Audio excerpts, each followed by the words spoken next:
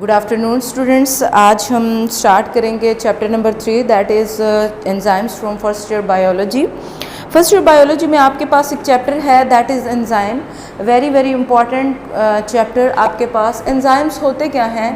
Enzymes are actually bio catalyst. आप लोगों ने केमिस्ट्री में एक टर्मिनोलॉजी पढ़ी होगी कैटलिस्ट, जो किसी भी केमिकल रिएक्शन की स्पीड को इन्हेंस करते हैं और ख़ुद इस्तेमाल नहीं होते हैं।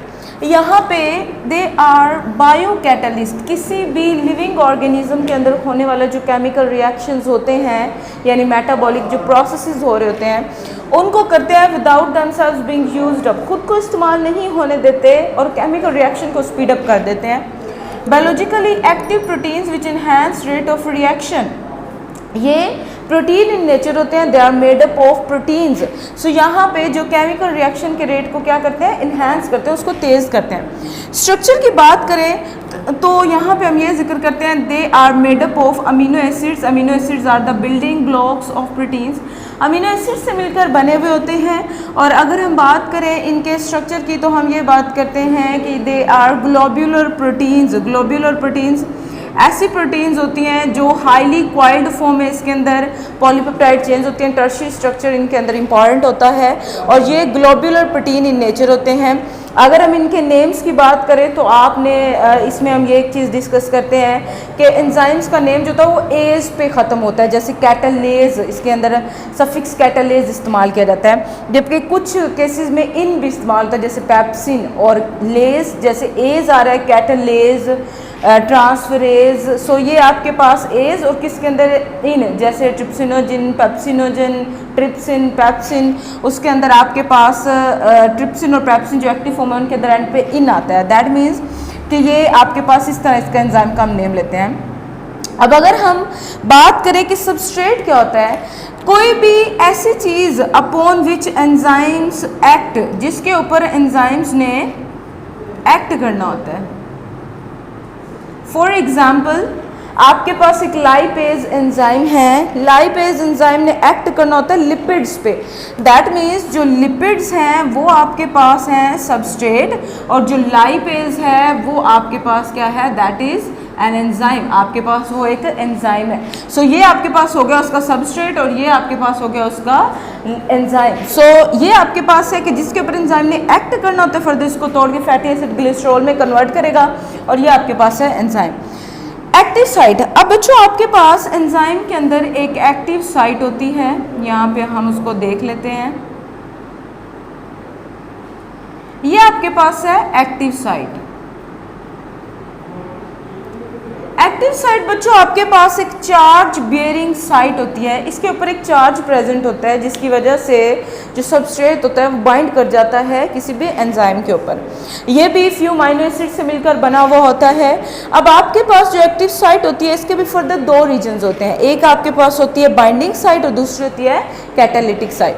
अगर हम बात करें बाइंडिंग साइट की तो बाइंडिंग साइट 3 काम करती है। सबसे पहला काम ये सबस्ट्रेट को रिकॉग्नाइज करती है। फॉर एग्जाम्पल लाइपेज जो है वो रिकॉग्नाइज करेगी उसकी बाइंडिंग साइट के लिपिड कौन से मौजूद है। हम फूड जो इनटेक करें उसमें से लिपिड मॉलिक्यूल जो होते हैं ये उसको अपने ऊपर बाइंड करवाती है।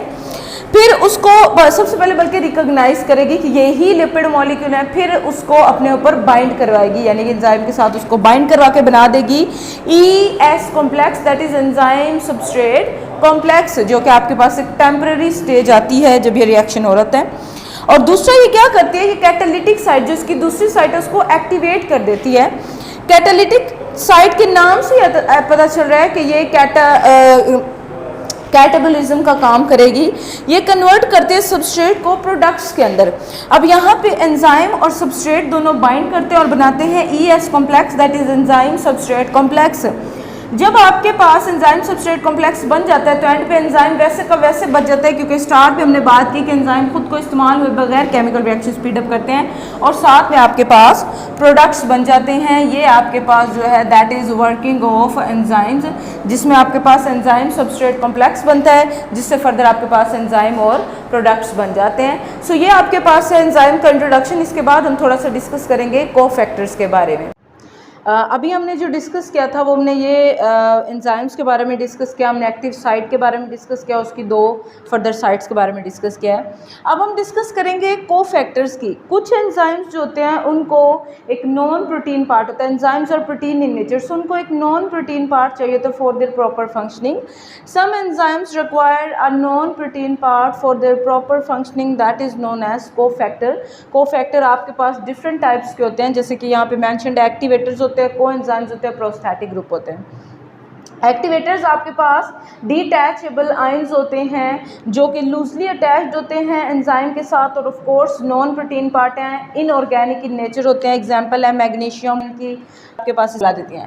एंजाइम और prosthetic group, very very important short question, अक्सर इनमें डिफरेंस आ जाता है। कोएंजाइम आपके पास कोई भी loosely, if non protein part is loosely attached to the protein part, that is known as coenzyme. ये ऑर्गेनिक इन नेचर होते हैं, इसमें एग्जांपल आती है विटामिन ए और अंडरस्टूड सी बात है, अटैच्ड होंगे। Prosthetic group if non protein part covalently to the enzyme, non protein part enzyme के साथ मजबूती से लगा हुआ, then that is known as prosthetic group. ये भी ऑर्गेनिक इन नेचर होते हैं और ये परमानेंटली एंजाइम के साथ लगे हुए होते हैं। इसमें एग्जांपल आपके पास निकोटिनामाइड डाई न्यूक्लियोटाइड की आती है, ये आपके पास है एक कोफैक्टर का कॉन्सेप्ट। इसके बाद हम लोग जो है वो डिस्कस करेंगे about forms of enzyme, enzyme किस किस फॉर्म्स में पाया जाता है। सो अब हम वो फॉर्म्स के बारे में डिस्कस करते हैं। अब आपके पास कोफैक्टर के बाद जो आते हैं that is forms of enzyme. Form of enzyme की बात करें तो आपके पास ये टाइप्स ऑफ एंजाइम, आपके पास 2 टाइप्स आती हैं एंजाइम की। एक है आपके पास एपो एंजाइम और दूसरा है होलो एंजाइम। एपो एंजाइम की बात करें, N enzyme with its cofactor या फिर coenzyme and prosthetic group removed, अगर उसके ऊपर से उतरा हुआ यानी कोई आप उसके पास कोफैक्टर ना लगा हो उसके साथ, then that is known as apo enzyme. ये आपके पास एक इनएक्टिव फॉर्म होती है और ये कोई भी केमिकल रिएक्शन नहीं चला सकती, उसको स्टार्ट नहीं कर सकती है। दूसरा होलो एंजाइम। होलो एंजाइम आपके पास एक ऐसा एंजाइम होता है, an enzyme with its cofactor या फिर coenzyme and prosthetic group attached to the polypeptide chain, यानी कि एंजाइम के साथ उसका नॉन प्रोटीन पार्ट अटैच्ड हो। ये आपके पास एक एक्टिव फॉर्म होती है और ये कोई भी केमिकल रिएक्शन को चला सकती है। आपके पास एपो एंजाइम की एग्जांपल में पेप्सिनोजन, ट्रिप्सिनोजन आती है, जबकि होलो एंजाइम में आपके पास एग्जांपल पेप्सिन की आती है। ये आपके पास होगी 2 टाइप्स ऑफ एंजाइम। इसके बाद आपके पास आती है अकरेंस ऑफ एंजाइम। अगर हम बात करें अकरेंस ऑफ एंजाइम की तो आपके पास एंजाइम्स जो होते हैं ये 2 जगहों पे पाए जा सकते हैं। एक तो फ्रीली डिस्पर्स्ड इन साइटोप्लाज्म के अंदर वैसे ही पड़े हुए हों, या फिर किसी ऑर्गेनेल के साथ बॉन्डेड फॉर्म में पड़े हों, जैसे माइटोकॉन्ड्रिया के साथ, क्लोरोप्लास्ट के साथ, इनके साथ अटैच्ड हो। और हमेशा एंजाइम जहाँ पे उनका काम होता है बनते भी वहीं पे हैं। फॉर एग्जांपल जो आपके पास राइबोसोम यानी प्रोटीन सिंथेसिस में जो एंजाइम्स इन्वॉल्व होते हैं राइबोसोम के अंदर ही प्रेजेंट होते हैं। जो एंजाइम फोटोसिंथेसिस में इन्वॉल्व होते हैं वो क्लोरोप्लास्ट के अंदर मौजूद होते हैं, और जो एंजाइम रेस्पिरेशन में इन्वॉल्व होते हैं हमेशा माइटोकॉन्ड्रिया के पास ही बनते हैं और उधर ही मौजूद होते हैं। ये आपके पास एक एंजाइम्स का इंट्रोडक्शन है जिसमें हमने एंजाइम्स के बारे में डिस्कस किया, उसके स्ट्रक्चर के बारे में डिस्कस किया है, हमने एक्टिव साइट के बारे में डिस्कस किया, and then we discussed about cofactor and its forms and occurrence, and this is all about our today's lecture. Thank you.